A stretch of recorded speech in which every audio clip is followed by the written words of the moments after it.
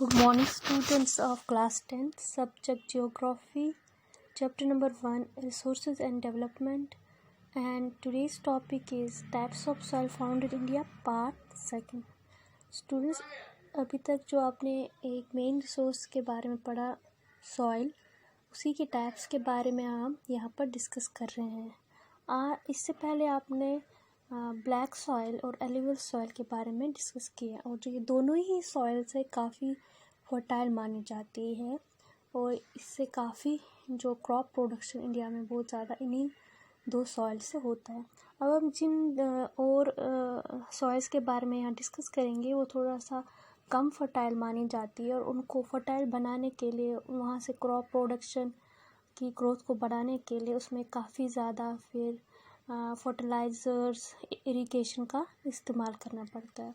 तो स्टूडेंट्स, ये सॉइल है red and yellow soil, laterite soil, arid soil and forest soil. तो students, पहले हम डिस्कस करेंगे रेड एंड येलो सॉइल। लाल मिट्टी जो ये डेवलप होती है, ये होती है from igneous rocks in areas of low rainfall in the eastern and southern parts of Deccan Plateau, also found in parts of Odisha, Chhattisgarh, middle Ganga plain and western Ghat. Student, जो ये रेड एंड येलो सॉइल होती है, ये igneous rocks से मिलती है हमें। और जो डेक्कन प्लेटू, जहाँ जितने एरिया में ब्लैक सॉइल है उसके इर्द गिर्द इसने इसको सर्कल बना के रखा है। ब्लैक सॉइल के इर्द गिर्द के एरियाज में थोड़े थोड़े हिस्सों में जो जहाँ लो रेनफॉल होता है वहाँ पर आपको रेड एंड येलो सॉइल मिलती है। The soil develops a reddish colour due to diffusion of iron in crystalline and metamorphic rocks, क्योंकि इस मिट्टी में आयरन होता है, इसी की वजह से ये रेड कलर में ये दिखाई देती है सॉइल।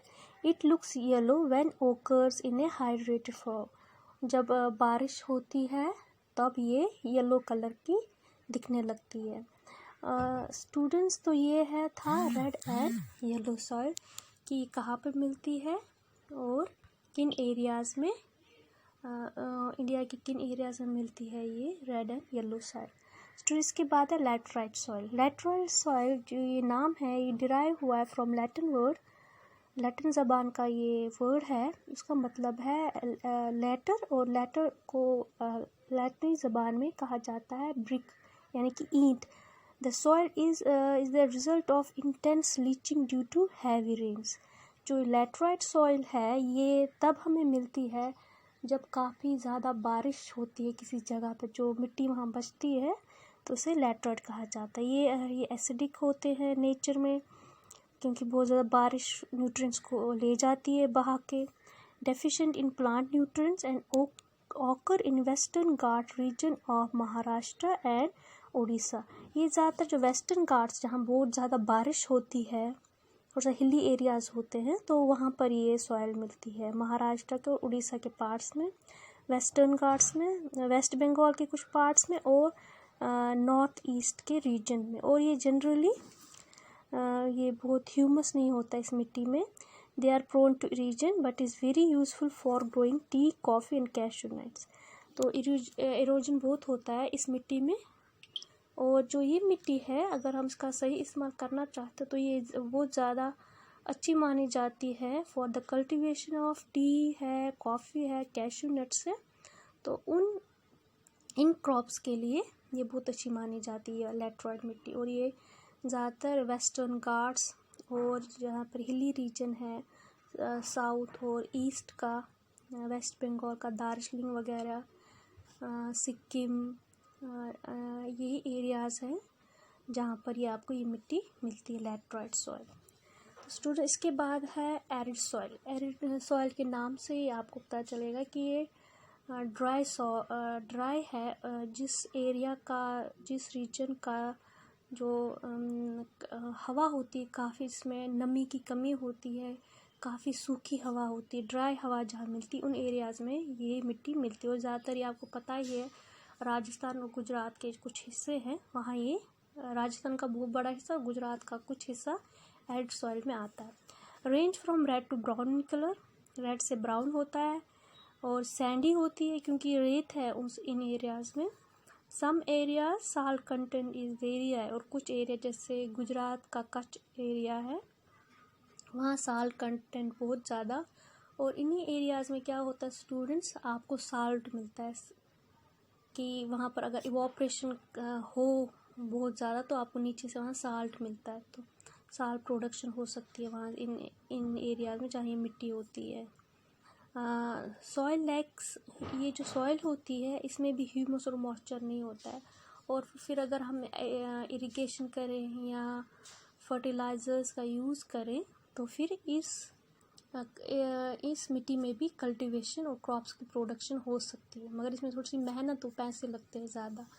और इसकी वजह से हुआ है फर्टिलाइज़र्स और इरिगेशन का यूज़ करके राजस्थान के बहुत सारे हिस्सों में क्रॉप प्रोडक्शन इस मिट्टी में भी हुई है। तो स्टूडेंट लास्ट जो मिट्टी है यहाँ जिसकी हम बात करेंगे वो है फॉरेस्ट सॉइल। और जो फॉरेस्ट सॉइल है वो जो हमारे एरिया है जे.एंड.के, ये उस सॉइल को फॉरेस्ट सॉइल कहा जाता है। ये ज़्यादातर मिलती hilly and mountainous areas where sufficient rain जहाँ पर पड़ती है, और ये एसिडिक होती है और लो ह्यूमस कंटेंट होती है जहाँ पहाड़ी एरियाज़ होते हैं। जैसे ही नीचे वैली एरियाज़ में आ जाते हैं और प्लेन एरियाज़ में आ जाते हैं, माउंटेन से नीचे वाले एरियाज़ में, तो वहाँ पर ये मिट्टी काफ़ी अच्छी हो जाती, लूमी हो जाती, चिकनी हो जाती है। और उसका इस्तेमाल स्टूडेंट्स इसी में हमारी इस फॉरेस्ट सॉइल में ही हमारी कश्मीर की मिट्टी आती है जिसका इस्तेमाल हॉर्टिकल्चर और जैसे हॉर्टिकल्चर है उसमें बहुत ज़्यादा किया जाता है। जैसे वॉलनट की कल्टीवेशन वो इसी मिट्टी में होती है, इसे लूमी मिट्टी कहा जाता है, लूमी सॉइल कहा जाता है। तो ऊपर के पार्ट्स में तो ये ज़्यादा फर्टाइल नहीं होती, ना ह्यूमस होता, मगर जैसे जैसे नीचे आते जाते हैं, माउंटेन से नीचे वाले एरियाज़ में आते हैं, वैलीज़ में आ जाते हैं, तो ये जो मिट्टी है काफ़ी अच्छी हो जाती है फॉर हॉर्टिकल्चर और बाकी भी जो बाग्स में जो फ्रूट्स लगते हैं उनके लिए ये मिट्टी काफ़ी अच्छी मानी जाती है। तो स्टूडेंट्स ये था आज आपका topic types of soil found in India part